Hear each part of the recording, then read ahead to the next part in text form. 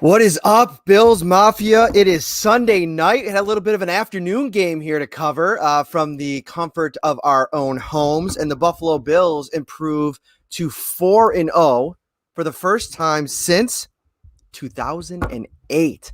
Wow. Quite a football team, quite a football game today. The offense continues to keep it going. I am Matt Perino. He is Ryan Talbot. This is the Shout Buffalo Bills football podcast. And there's press conferences going on right now, but we wanted to hit this thing right away because Sunday Night Football starts pretty soon, and we want to get in here before that starts, give you guys some of our instant reaction. My column's up over at the site, so make sure you go and check that out. Ryan Talbot, what a game. Another nail biter that goes down to the wire.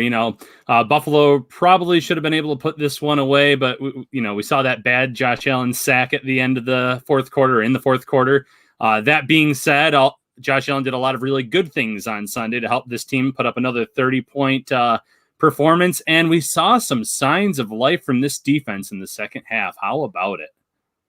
And that's where I want to start, Mr. Ryan Talbot. This is the Shout Bills podcast brought to you by Tops Friendly Markets, your neighborhood store with more. Quick shout out to our sponsor. Thank you so much. But let's talk about this defense a little bit. There was some vitriol being slung on social media today about this defense in the first half. I think one quote I saw was, "They're hot garbage." And I'm kind of sitting back here and listen. I think I retweeted Dan Fates from Rochester and said, listen, things aren't great right now. I mean, it went into the third quarter. I think it was the fifth Raiders possession before the Bills forced a punt.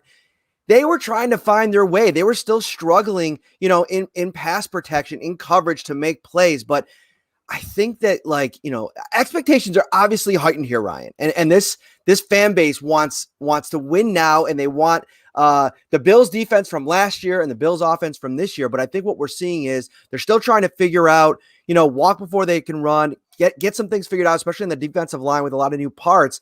And one interesting thing to note is they're playing almost primarily nickel defense this year. As much as they were comfortable in that set last year, you got to remember Lorenzo Alexander was still a big part of this defense. So I think they're just adjusting to the new style of play and some new pieces. And one big piece today was Josh Norman. Yeah, Josh Norman came up with that big turnover when the Bills needed it most. It actually looked like he could have recovered that, gotten up and run, but some of the teammates were kind of celebrating. He ran out of bounds, but the offense then was able to score another touchdown and kind of put it away. But, that's the one thing we've heard about Josh Norman. He's going to create turnovers. He's going to make those plays. Darren Waller catches the ball. Norman comes in with a beautiful punch on the play, knocks it loose, and recovers the ball. We saw that from a few Bills defenders today in terms of causing fumbles and recovering. So really nice first performance by Norman in a Bills uniform. So if you missed the first half, maybe you got to the game late, you missed a pretty big moment where I think the entire Bills Mafia nation held its collective breath as Josh Allen seemed to injure his left shoulder. He was trying to do a little shovel pass to Stephon Diggs, evading pressure, trying to make a play with it. And it's interesting. And maybe we'll talk more about this on Wednesday, because this is going to be a quick podcast. This is just our initial reactions. Drop your questions in. Maybe we'll answer a couple before we get out of here. But we're coming back with a big show on Wednesday with Kim Jones from the NFL Network. So we're excited about that. But I thought that this was one of those cases where you just kind of if you're a Bills fan, you kind of just Josh, stop taking all these chances. He said in the pregame show today, he was sat down with an interview with Phil Simms, and he said, Kobe Bryant is one of his favorite players, and he lives and plays by the mafia or the Mamba mentality. And I think that's a great idea in theory, right? But there's a reason why basketball is basketball and football is football. Kobe Bryant really wasn't having to worry about anybody tackling him or hitting him, really. Obviously, you can get injured in basketball, but it's a much different sport. Sometimes I think you just want Josh to dial it back a little bit in those moments, because this is what, Bills fans face for a few moments, what I think they fear in having a quarterback like Josh Allen. He gets injured, and your options are very limited for what to do after that. Yeah, and no knock on Matt Barkley, but that's a completely different quarterback, completely different style of quarterback, not nearly as intimidating as what Josh Allen brings from a passing and even a running perspective, although we haven't seen him run much in the last few weeks. So if you lose Allen, this 4-0 start, there's no reason to feel great about it anymore, because all of a sudden you have some tough matchups coming and you don't like those matchups without him in that lineup. So, I'm in the process for doing my report card right now, and you live with the bad Allen plays, like the sack that knocked him out of field goal range. And I wouldn't necessarily call the play that he was injured a bad play, but those plays where he's trying to extend it and make something happen, where bad things can happen. Unfortunately, you live with those, but you don't want to see where it goes, because at the same time, he's made so many other plays where he's extended plays where he's avoided sacks and he found someone down the field or in the middle of the field. It's the good with the bad. You just have to hope that he learns to stop taking some of those hits that he has been taking. On the offensively, I wrote about it. It's unbelievable to watch what the Bills are able to do. Brian Dable as the play caller and Josh Allen as the quarterback with the weapons that they have. I mean, we really haven't even had to talk about getting the tight ends heavily involved. I mean, I know, Tyler Kroft had 4 catches and 2 touchdowns last week, but really, if we're talking about involvement in the offense, you really don't need to do much more than involve these 4 receivers. And Gabriel Davis comes out, has a huge touchdown grab to start things off in the opening drive. And that's one of the big storylines with this team, Ryan, is they put you on, backpedaling right off the jump. They come out, they move the ball right off the bat, they go down, they score. I feel like every time teams, I think last week they punted, but they came back right away. Teams are left like, okay, we're already down, and we're not even halfway through the first quarter. And I think that style of play, that identity could work for this team as they try to figure out what's going on the defensive side, what parts of it aren't working for stretches, and rectify that and bring it more closer to the consistency level that they had in years past. I still will maintain, I don't think that this defense is hot garbage. I just think that they're not playing at that elite level that we've seen them play over the last couple of years, but I think it's going to be something where it might take a little time to get back closer to that. And maybe they don't even get to that this season, but to have an offense like this is a complete game changer. Yeah, the Bills have gone out to a lead in all 4 of their games. It's led to 4 wins. It puts some pressure on the opposing offenses, even early in games, because you want to match what the other team does. You want to try to keep up with them. Speaking of the defense, one thing fans have to remember is there's barely any fans in the stands, or no fans at all. So opposing quarterbacks get to see what the Bills are doing, how they're lining up. They can try to get a feel for who's blitzing, who's not, call audibles at the line, and everyone can hear that. When you have crowds in there, even if it's the Raiders fans there's going to be certain audibles that Carr's going to have trouble calling to his teammates that they're going to be able to have trouble hearing. So I think that this year things are so much easier for the offenses because they don't have to worry about that crowd noise, whether they're at home or on the road. And it's allowing them to adjust on the fly and make these plays consistently to move the chains. You want to see the Bills defense play like they have in the last few years, but there's still some new faces on the defensive line. There's been some injuries. Obviously Norman's in after Wallace went down with an injury and a near interception today. So there's a lot of moving pieces, a lot of moving parts. And like I was saying, you have to keep in mind how unusual the circumstances are this year. And even from a momentum perspective, I think that having fans in the stands can help hype up defenses, and not having them there maybe even may lead to some lapses in play. Quick word from our sponsor, guys. We'll be right back. Ready for football? Tops is with ready-to-serve fan favorites everyone will cheer for. Delicious family or party packs like pizza, sliders, fried chicken, barbecue, or beef on weck. Starting at only $4 per serving. Perfect for game day and any day. Only at Tops. One of the big things, Ryan, I saw that happened in the second half was I thought the defensive line started to figure out a way to make more of an impact. Now, I think if you look at the entire body of work, right? Josh Jacobs, 15 carries, 48 yards. As a team, the Raiders were held to 23 carries for 86 yards, 3.7 a pop. I mean, that is a victory for a team that's identity this year has been running the football. Josh Jacobs, one of the great young running backs in the league. Micah Hyde talked about how much he feared, going up against him because of the plays that he can make. They really did a good job of keeping him kind of holstered and made Derek Carr have to beat them. That I think I would imagine that was the game plan going in. Now, I thought there were some big plays, some more sure tackling in the second half. And I thought some of these defensive linemen, Daryl Johnson, Vernon Butler, who I saw finally pop a few times, that pass rush that led to 6 sacks last year in Carolina. We saw that a little bit today. And then I thought Mario Addison had a good second half as well. What were your impressions of this defensive line? Yeah, I thought that they improved in the second half. They were getting more pressure. And how about Ed Oliver? Ed Oliver absolutely blowing up that 4th-and-1 play where Jacobs, you'd think 9 times out of 10, that kind of back's going to be able to get that extra yard, that bruising style back. But no, he took on that blocker. He was waiting for Jacobs, held on to him until the reinforcements could come. So we saw a little bit of everything from this defense. Quentin Jefferson with the sack and the forced fumble and the recovery. You mentioned Vernon Butler. So we're starting to see some things from this defensive line. Like you said, they really did hold Josh Jacobs in check, which is huge after you saw Darrell Henderson run all over the Bills last week. So there have been some improvements. They are showing some signs of life now in the second half of this game. And who knows what the future holds for this team going into their next game, which is supposed to be against the Titans. But you're going to hope that they can build off of this performance if there is a game next week and really show some improvement over a stretch of 4 quarters.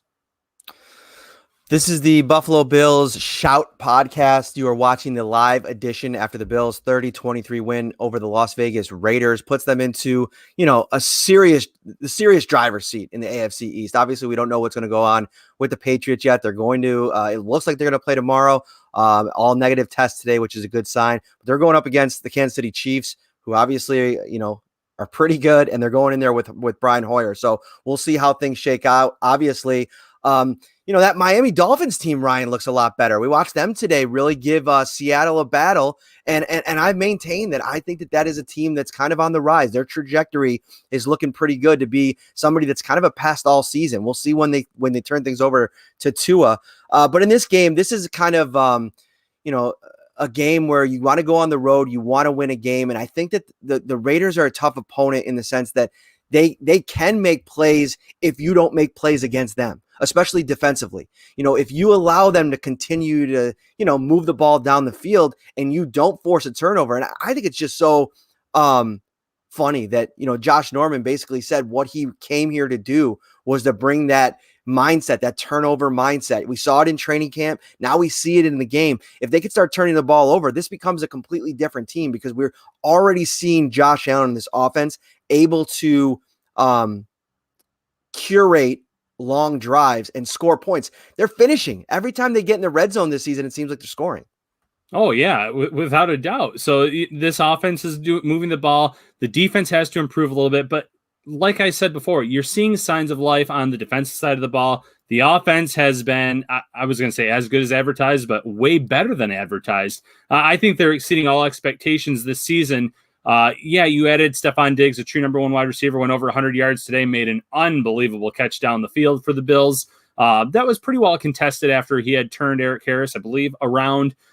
So the offense, though, they're putting up 30 points a game with relative ease, it seems like. Josh Allen is still throwing the ball with great success all over the place. You mentioned Gabriel Davis having that touchdown. You saw Cole Beasley make a great catch. You saw John Brown get robbed of a touchdown. Stephon Diggs make that great catch. But then you also had Isaiah McKenzie on the end around. You had Andre Roberts making catches. We have seen Josh Allen get every single offensive player pretty much involved for this team on a week-by-week basis. And spreading the ball around is going to create fits for these opposing defenses because, there's only so many guys you can cover. And the Bills just keep making plays. And for the most part, protecting that football, not turning it over, whereas you're starting to see them create some on the other side of the ball. The Josh Allen MVP discussion is alive and well after 4 weeks. And, you go back to last season and, some of the ups and downs. I mean, I thought that there was a lot of big moments for Josh Allen last year, but, I don't even know if the most optimistic Bills fans thought we'd be sitting here 4 games in talking about a guy. I mean, some did. Some have been very vocal on social media about it. Our guy, Pierre over at Buff Fanatics has been ringing that bell all year. But he's consistently, I tweeted it out, kind of a joke. I used a little Game of Thrones reference. He's just out here killing the narrative. And that's the bottom line about it. That throw to John Brown, Marcel tweeted a next-gen stat that John Brown only had 0.37 yards of separation on that throw. And that's a pinpoint throw. You go back, I believe it was the Dolphins game when he found Stephon Diggs on the run, on the sideline. He is just making pinpoint accurate throws. And, now that you have that in your back pocket, I don't think it's as concerning that the defense is maybe taking a little bit longer to figure things out. And as you move on here, obviously the offenses and the quarterbacks that you faces, they get tougher. But to Tre'Davious White's point earlier in the week, you don't want to be playing your best football in September. You want to be playing your best football in end of October, into November, and then obviously in December and in the playoffs. And I think that Sean McDermott and Leslie Frazier have built up enough, reputation for what they've been able to do when things have when the trains have come off the track in their 3 years, they found a way to get it back on. Now, you could say that maybe this defense this year hasn't had the trains on the track yet, even if you want to be the most naysayer of naysayers. But I think that this is the kind of situation, because of how well the offense is playing, this defense, Sean McDermott, Leslie Frazier, they have time to get it figured out. Yeah, the trains have been delayed. How about that? They haven't been on schedule, but you're starting to see them pick it up a little bit. They're starting to build up that momentum, that speed. So like you said, when it really matters most, late in the season, maybe they will be on track. And it's funny, going to Josh Allen, that MVP talk, fans almost sounded disappointed on social media that he was 12 yards short of 300 yards passing. If you would have told me that he would have gone 300, 400, 300, and then 288 over the first 4 games of the season, I think every single member of the Bills Mafia would have signed up for that. So they're seeing how great he's been. They wanted to see that streak continue, but he's been phenomenal. Yes, you're going to see a bad play here and there, but you're going to live with that because of all the good things that he's going to do for this team and this offense. If you want to have a little fun on your Sunday evening, head over to my Twitter account. My wife was videoing me as I was working and has a little video up there. I retweeted it. Go check it out. I thought it was funny. All right. He is Ryan Talbot. I am Matt Perino. That is our thoughts after the game. We're going to get to some of these press conferences. I think Josh Allen is coming up, and we will see you on Wednesday night. Got a big show. We're going to bring you a ton of interesting conversation, more from the week. You got a 4-0 football team. And, this is, we're talking about, Ryan, now, final thoughts from you. This is becoming a different situation than I think, going into the season. I think that fans wanted the Bills to be a contender in the AFC, no doubt about it. But I think the first goal was AFC East. That's not the only goal anymore. I think that, a deep playoff run for this team is now the expectation. Yeah, I think anything less than that would be a disappointment. Winning the division for the first time since 1995, great. Winning a home playoff game, wonderful. But if they can't get past that one game, I still think, based on what we've seen from this offense through the first quarter of the season, that I think it would be a disappointment. They should be contending. You should be talking about them in terms of making a run in the same breath as the Chiefs and the Ravens right now. And that's really saying something. For sure. All right. Shout out to my guys too. My barber. I told him I'd give him a shout out. Peroni Barber. Everybody always tweets at me or DMs me, man, your hair looks great. That's where I get it done. Peroni Barber. Go check them out. And they're not even paying me for it. So I just think I want to show them some love. We'll be back on Wednesday. It is going to be myself, Ryan, Kim Jones. It is going to be an excellent episode. And until then, thank you for watching. Rate, review, and subscribe on all the audio platforms. Shout a Buffalo Football Podcast. Keep it locked on NY Up and Syracuse.com for all your Bills coverage. Have a great night, everyone. Ready for football? With every game a home game, Topps is ready for you with its TV a Day giveaway. For 6 weeks, every day you shop is a new chance to win a massive 70-inch 4K TV. Shop Topps for the best deals in town, in-store, or online to win.